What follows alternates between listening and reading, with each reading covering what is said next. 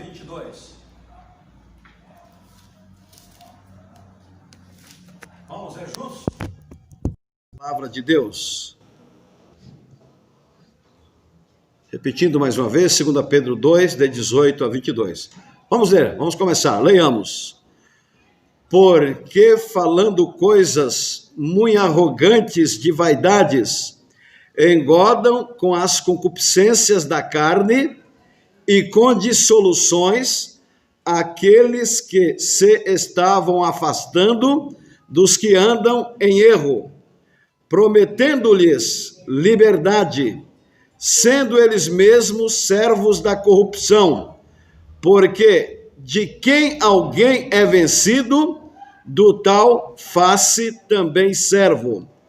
Porquanto se, depois de terem escapado das corrupções do mundo, pelo conhecimento do Senhor e Salvador Jesus Cristo, forem outra vez envolvidos nelas e vencidos, tornou-se-lhes o último estado pior do que o primeiro, porque melhor lhes fora não conhecerem o caminho da justiça, do que conhecendo-o, desviarem-se do santo mandamento que lhes fora dado. Deste modo, sobreveio-lhes o que por um verdadeiro provérbio se diz: o cão voltou ao seu próprio vômito, a porca lavada ao espojadouro de lama. Queira sentar-se. Gostaria de conversar nesta noite com os irmãos um pouco sobre o assunto.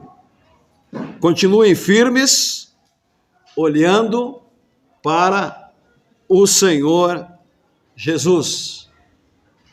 Continuem firmes, olhando para o Senhor Jesus. O começo da vida cristã é de muita euforia, é de muita alegria. Queremos falar de Jesus para todos.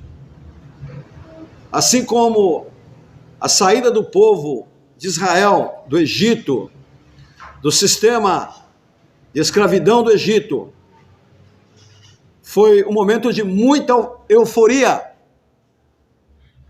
mas a caminhada pelo deserto, o enfrentar o Mar Vermelho, a necessidade de alimentação e água no deserto, ao olharem para Canaã, que estava difícil chegar ao destino, isso trouxe desânimo, isso trouxe frustração, isto trouxe perda da visão do foco e da grande bênção que Deus traria para eles no futuro. E a gente vê aqui Pedro tratando, de certa forma, mostrando que aqueles crentes, nesta peregrinação também, estavam se desviando do foco.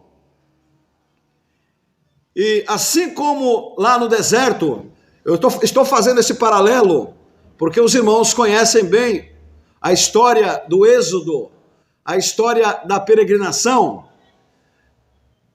Assim como lá no deserto, não faltava quem dava mau conselho, não faltava quem disputava a liderança com Moisés, não faltava quem ensinasse ao contrário, não faltava quem ensinasse o desvio. Eu tenho que tomar cuidado com as palavras. O desvio da adoração, eu ia usar outra palavra mais forte, mas vamos essa. O desvio da adoração ao Deus verdadeiro.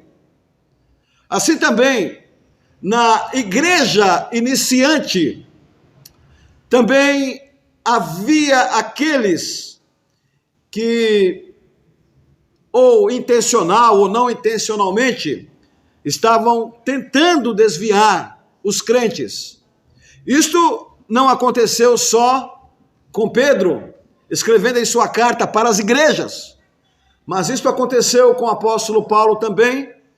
Este foi o motivo porque ele escreveu a primeira carta e a segunda carta de Paulo aos Coríntios, para tentar colocar os crentes nos eixos, os cristãos nos eixos e os cristãos no foco. Cartas de incentivo a continuarem firme.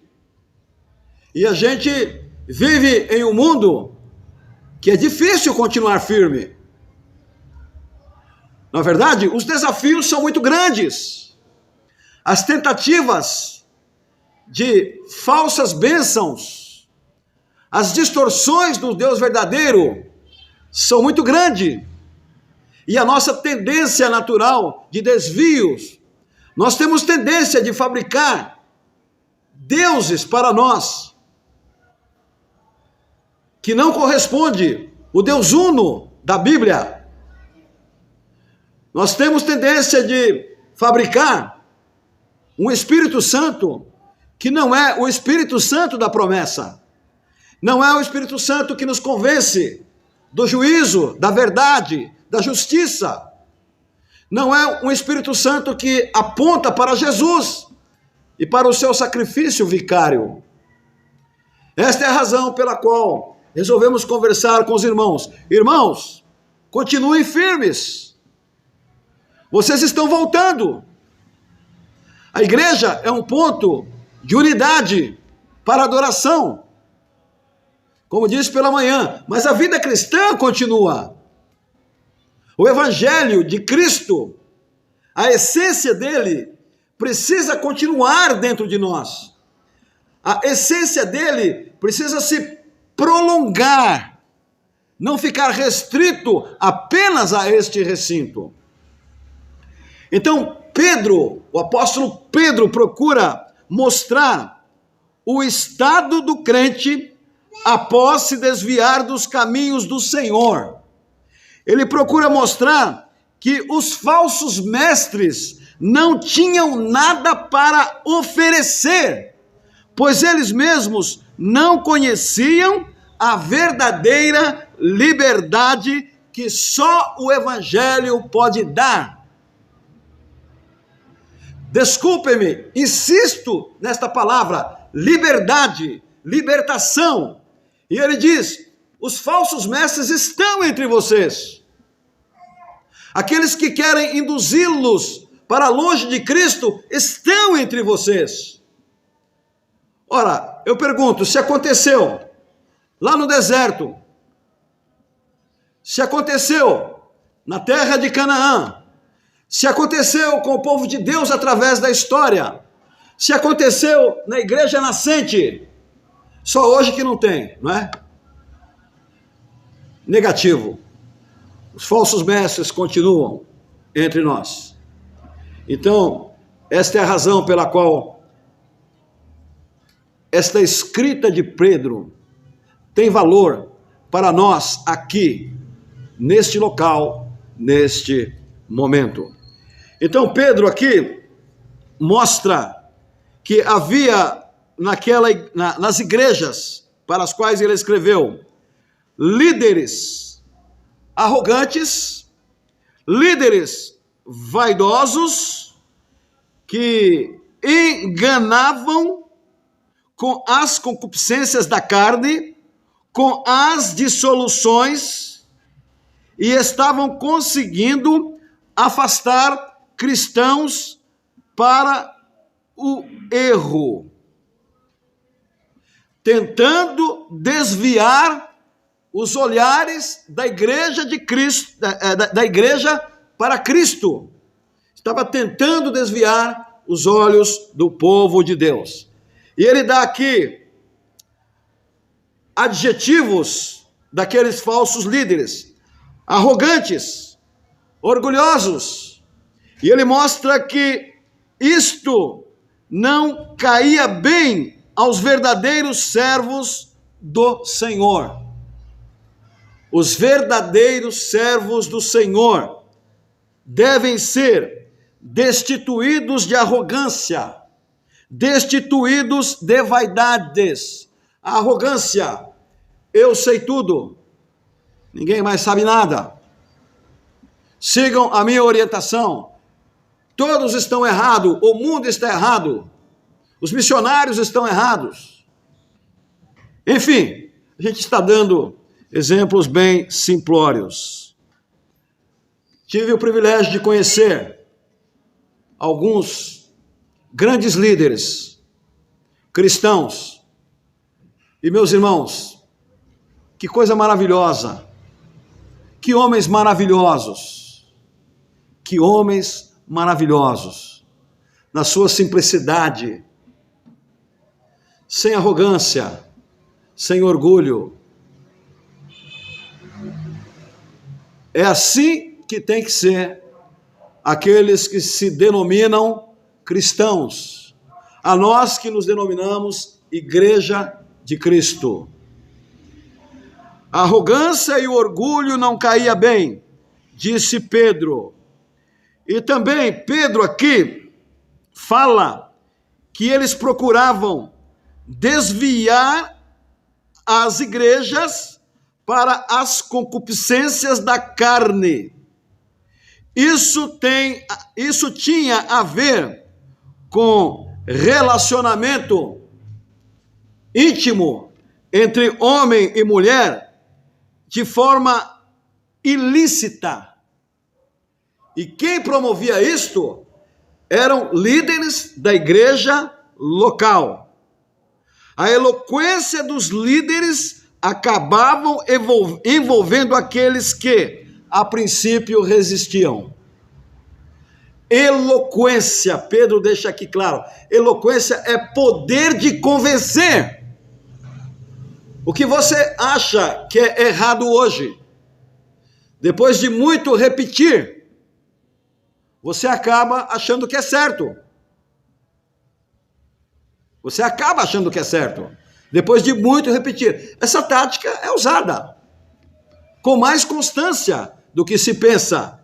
E isto já acontecia na igreja da época. Seriam vencidos, na realidade, esses líderes trabalhavam no seio da igreja sem desistir.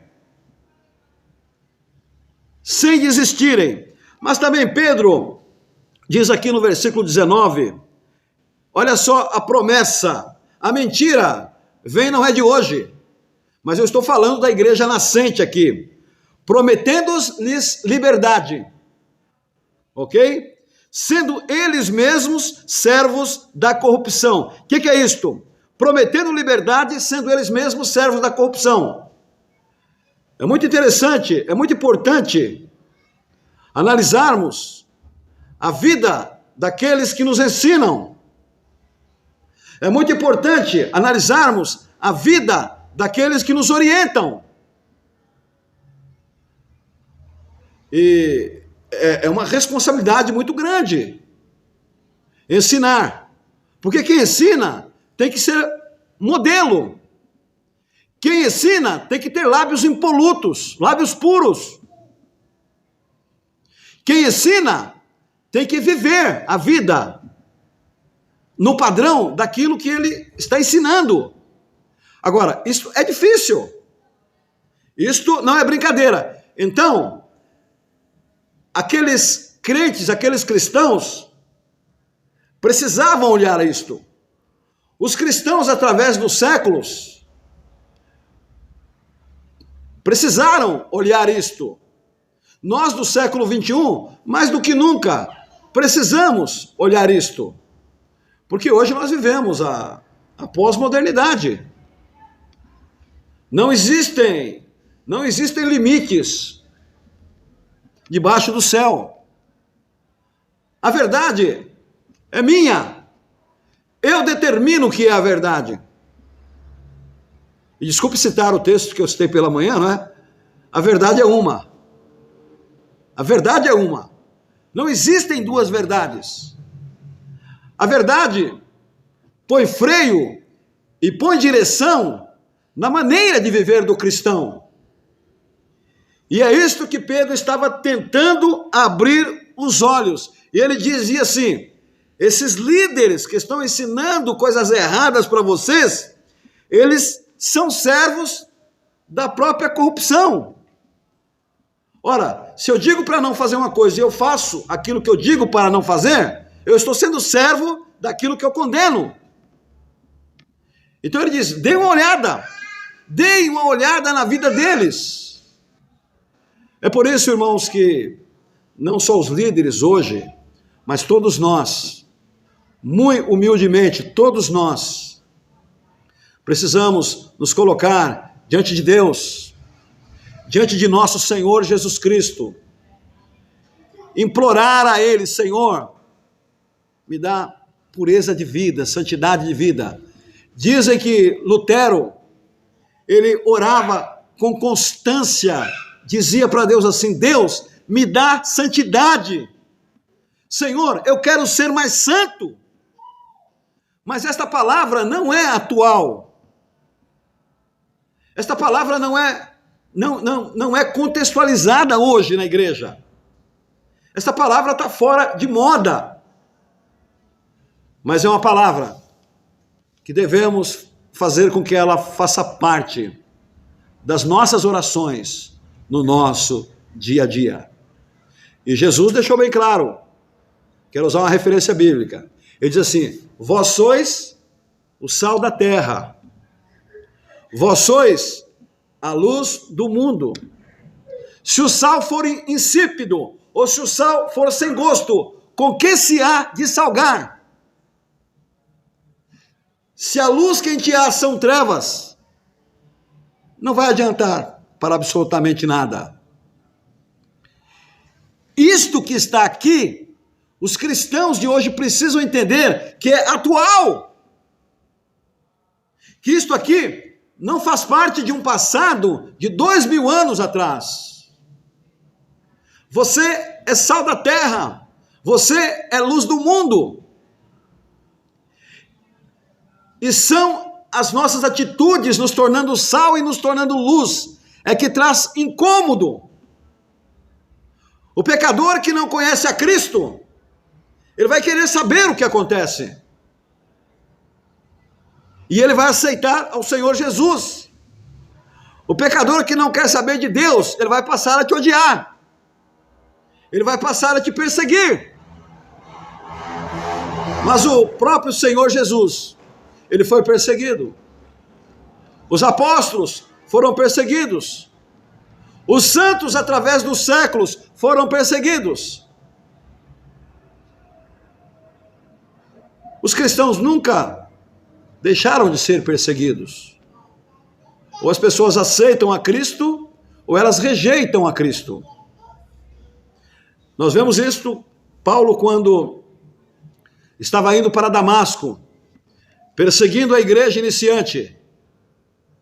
Paulo era poderosíssimo. Vocês não imaginam o poder que tinha aquele homem. Aquele homem tinha tudo para ser o maior líder de Israel no seu tempo. Ele estudou com Gamaliel, o maior líder religioso de sua época.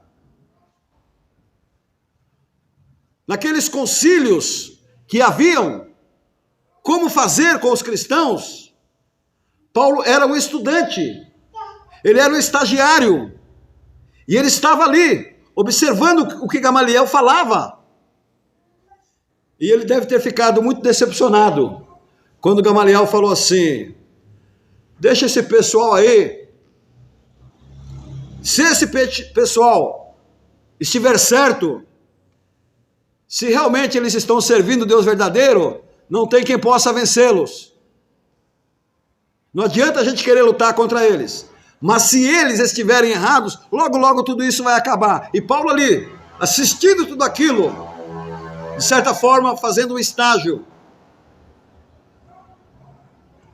E de repente, eu acho que ele falou assim: Gamaliel, o que você falou? Eu esperava que você mandasse a gente correr atrás dessa gente. Aí depois, lá, quando Estevão foi apedrejado, ele consentiu, ou seja, ele disse: pode executar. Coloque as coisas de vocês aqui, que eu dou uma olhada aqui e vocês podem executá-lo. E logo depois, ele foi para Damasco com a autorização da liderança religiosa, daquele contexto da igreja nascente. E naquela caminhada, de repente veio uma luz muito forte dos céus. E de repente aquela luz o derruba. E de repente só ele ouve, mais ninguém. Saulo, Saulo, por que me persegues? E o maravilhoso é que imediatamente o evangelho entrou no seu coração. Porque quem era Cristo para ele? Cristo era um defunto que tinha sido enterrado e que os cristãos diziam que ele tinha ressuscitado. E de repente, quando aquela luz veio e que ele ouviu, Saulo, Saulo, por que você está me perseguindo? Ele imediatamente, quem és, Senhor? Imediatamente prostrado ali, ajoelhado, já chamou Jesus Cristo de Senhor. Isso é maravilhoso. Isso é maravilhoso. Sim, meus irmãos, o servo é humilde. E a partir daí, ele tornou-se o maior vulto do cristianismo depois de Cristo. Ele alcançou libertação. Ele recebeu Jesus Cristo como Senhor. Ele passou, a partir daí, a viver para o Evangelho e disposto a morrer pelo Evangelho, como morreu pelo Evangelho. Hoje, nós precisamos de cristãos assim, que estejam dispostos a viver pelo Evangelho e morrer pelo Evangelho. Nós precisamos pôr o joelho no chão e dizer, Deus, dá-me mais santidade. Senhor, não me deixe concordar com o que a tua igreja está fazendo. Não me deixe concordar com o pecado da igreja. Não me deixe ser convencido por pessoas que têm uma boa conversa e que no fundo querem me levar por descaminhos ou caminhos que não são verdadeiros. O texto disse que eles prometiam liberdade, mas eles eram escravos. Quem dá liberdade? Cristo. Jesus Cristo é o autor da fé, é o autor da liberdade, é o Senhor das nossas vidas. Como é que pode prometer liberdade quem não a tem? Qualquer servo de Deus que passou pela experiência do novo nascimento, este é que pode prometer que em Jesus o homem pode alcançar a libertação do poder do pecado, porque a pregação é ordem de Jesus. E segundo o apóstolo Pedro, estes homens não conheciam o Senhor, portanto não conheciam a liberdade, eram escravos e só tinham a oferecer a escravidão. Só tinham a oferecer a escravidão. Mas no versículo 20, o apóstolo Pedro diz assim: porquanto se depois de ter escapado das corrupções do mundo, pelo conhecimento do Senhor e Salvador Jesus Cristo, forem outra vez envolvidos, nelas vencidos, tornou-se o último estado pior do que o primeiro. Crentes que voltaram para o mundo. Pedro já estava experimentando uma época na vida da igreja de desistências. É um texto difícil de entender, não é? A Bíblia dá muita ênfase à questão de o crente, depois da libertação, voltar para o mundo de pecado. A palavra de Deus adverte com muita frequência a questão de o crente, depois de ser libertado, voltar para a vida de pecado. Irmãos, reflitamos sobre a pureza da nossa vida cristã. Reflitamos sobre a pureza da nossa vida cristã. Crentes voltando para o mundo.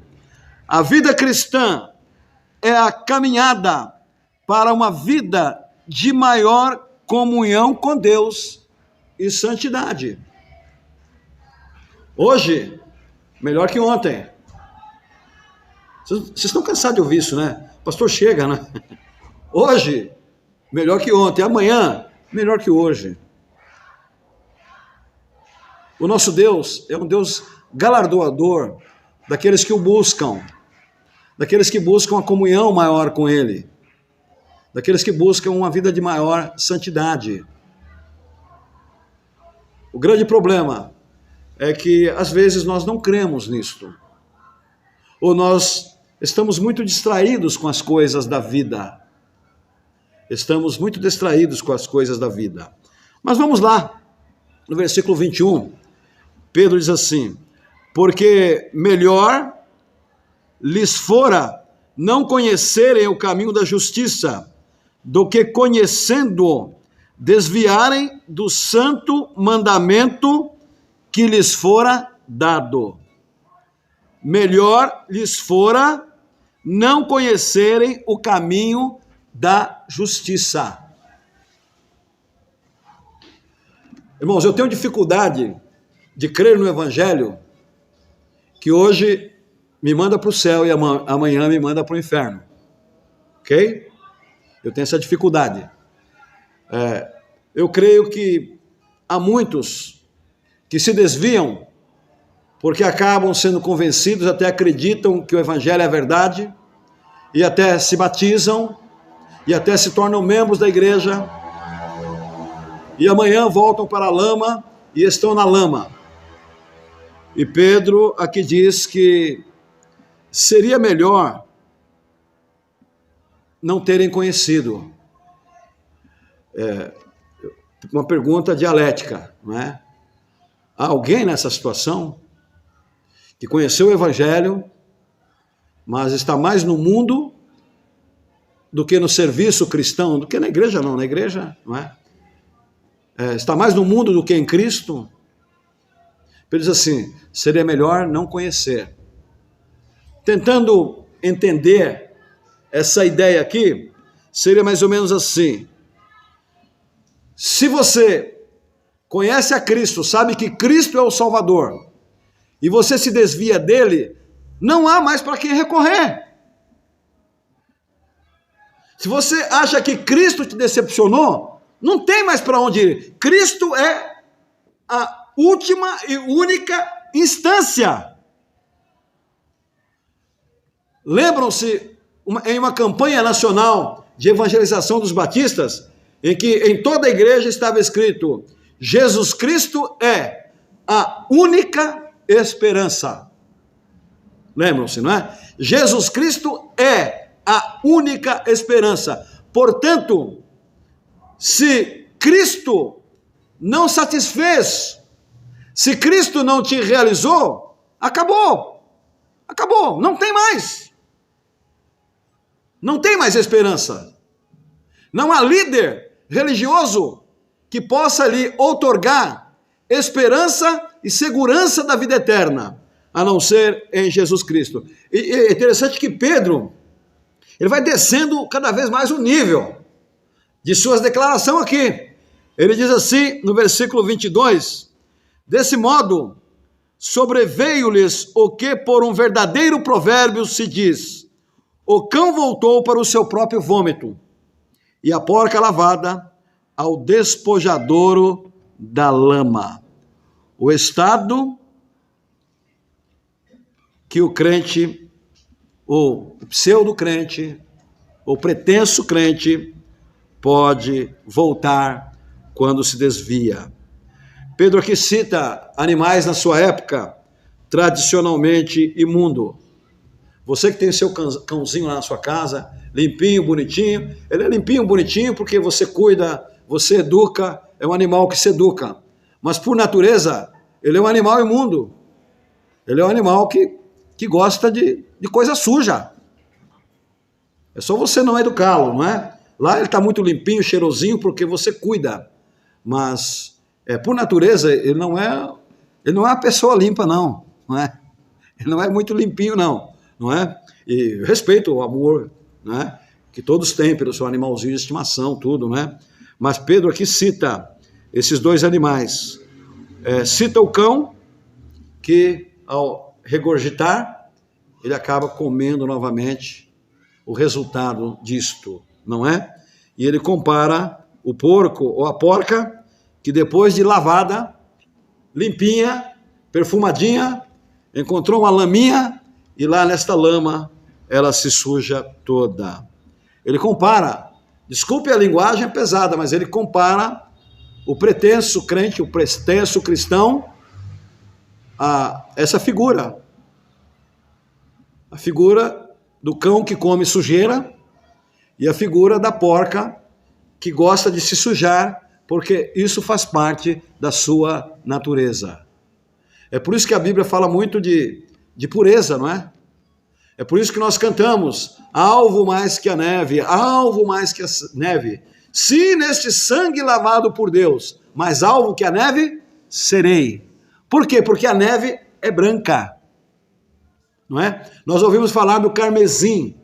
O carmesim é um produto de tintura, falei esses dias, não é?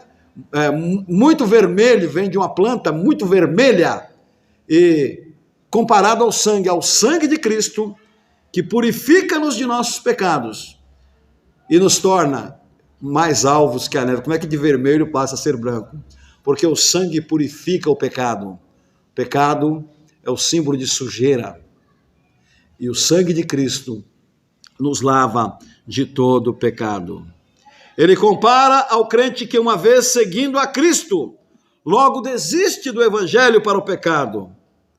Meus irmãos, é muito triste o estado do crente nessa situação. Concluindo, arrogância e orgulho não cai bem aos verdadeiros servos de Deus.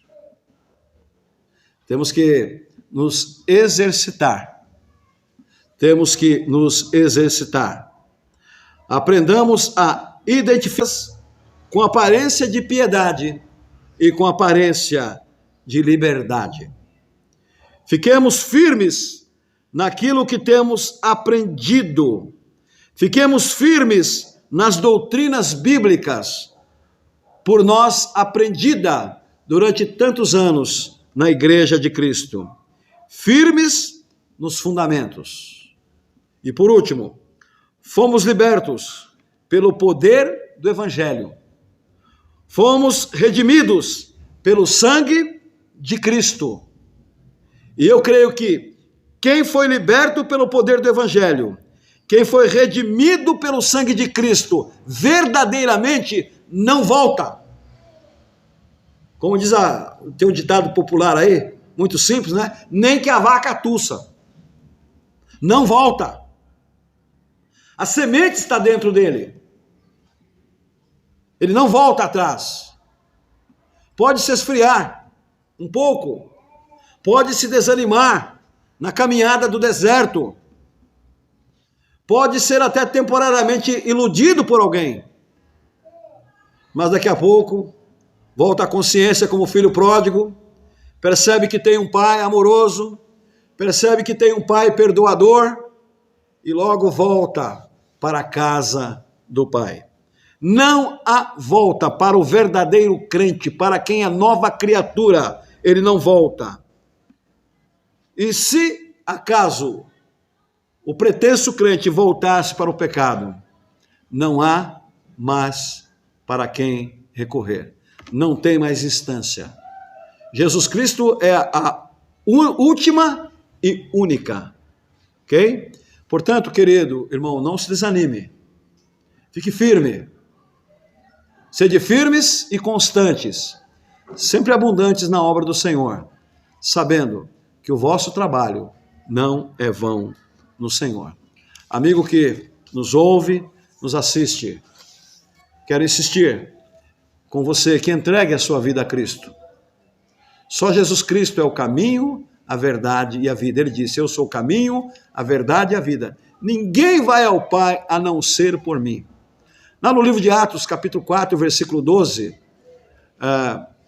o Dr. Lucas, o médico amado, companheiro de Paulo nas viagens, diz assim, porque em nenhum outro há salvação, porque debaixo do céu não há nenhum outro nome dado entre os homens, pelo qual devamos ser salvos. A melhor coisa que você deveria fazer é correr para Jesus. Se eu fosse você, eu correria para os braços de Cristo. Deixa a vida de pecado, deixa a vida de ilusão. O mundo oferece vantagens que não trazem realização, nem satisfação. Portanto, creia de coração, só Jesus Cristo salva. Entregue a sua vida a Ele e sirva-o de todo o seu coração. Nesse momento, vou fazer uma oração pelos irmãos, uma oração de intercessão. Eu quero renovar aqui a nossa gratidão, a minha gratidão pessoalmente, pelos irmãos que foram poupados por Deus. Eu não creio em acidente, não é? Você teve muita sorte. Eu não creio nessas coisas. Eu quero dizer para vocês que eu não creio. Tem crente que até crê. Tem crente que faz até fezinha, né? Faz escondido, né? Mas eu não creio nisso.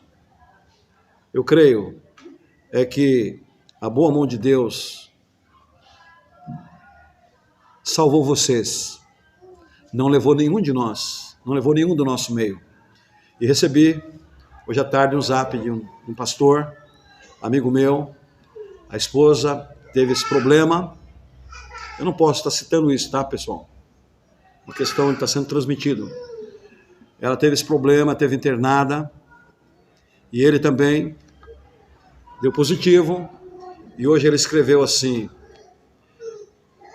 quero registrar a minha gratidão ao grande Deus que servimos. E amanhã, eu estou de alta já amanhã. E a minha esposa também está saindo de alta depois de um período meio prolongado de internação. E eu agradeço a Deus porque Ele não quis nos levar. Ele ainda nos deu uma oportunidade de vida. Portanto, se Ele nos deu essa oportunidade de vida, nós vamos continuar a servi-lo. E nós vamos continuar a caminhar com Ele. Eu li aquilo, mostrei para a Marta, a gente estava chateado, porque nós estávamos acompanhando a situação, embora não tendo ligado para ele e tudo, não ligamos, mas oramos. O tempo todo oramos por ele. E vocês que estão aqui, louvado seja Deus. Louvado seja Deus pela vida de vocês. Quero dizer para vocês que eu sou grato, tá? De todo o meu coração. Eu não costumo dizer aquilo que eu não sinto. Sou grato pela vida de vocês. Nós vamos ter uma oração de agradecimento e uma oração de intercessão pelos irmãos que aqui estão. Só daqui eu vejo 3, 4, pelo menos 4 aí, não é? Que passaram por essa situação. 5, não é? Deus é bom, não é verdade? Deus não é bom, Lucas? Então, Deus é bom, Claudécia? Ele é assim? Então tá bom. Vamos orar ao Senhor? Vamos colocar em pé e vamos orar.